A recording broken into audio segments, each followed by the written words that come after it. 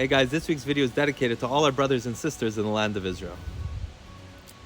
They tell the story of 5 Jews sitting around who were followers of different Hasidic masters in Eastern Europe, and they're sitting around swapping miracle stories. And this one says, my Hasidic master did this miracle, and this one says, I did it, he did this miracle.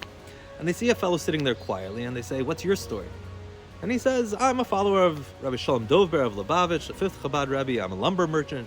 There was once a forest for sale. There was lucrative prospects that a railroad is going to be built through it. I asked his advice. He told me to buy it.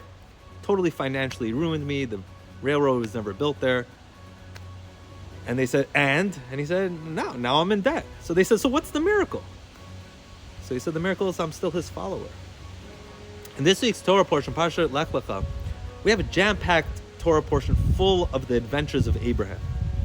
And one of those stories that is in this week's Torah portion is the civil war between the 4 kings and the 5 kings in the land of Canaan. And the 4 kings kidnap Abraham's nephew Lot. And that brings Abraham into battle, and he takes the side of the 5 kings and wins the battle.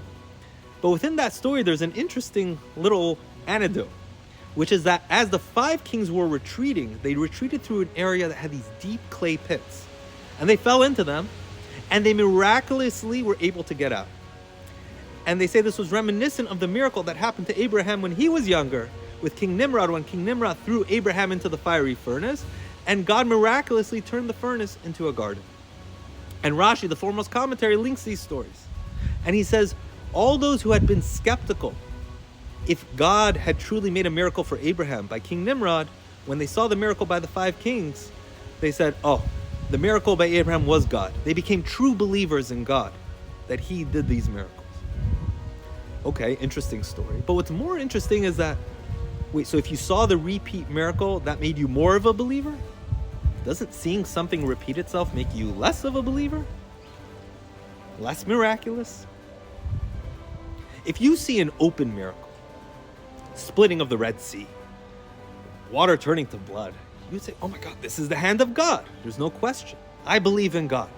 I see it right in front of me. But the truth is, that's not really belief. You saw it. Is it belief to say the sun's going to rise in the morning? The ice cream is good? These are cold, hard facts. It's not belief. Something you can see, you don't need to believe it. The cliche, seeing is believing, is not really true. Sounds good. But if you see it, then you don't need to believe. Belief starts when skepticism is a viable option and you choose to still believe. If you see a medical miracle, somebody you're close to, they say is not going to survive and then turns it around, you would be like, wow, that's open miracle. But if you're a doctor working in a hospital and you see these miracles on the regular, you might say, oh, this is science, this is statistics, like you become less likely to. But if somebody in that situation still chooses to believe, that's true belief.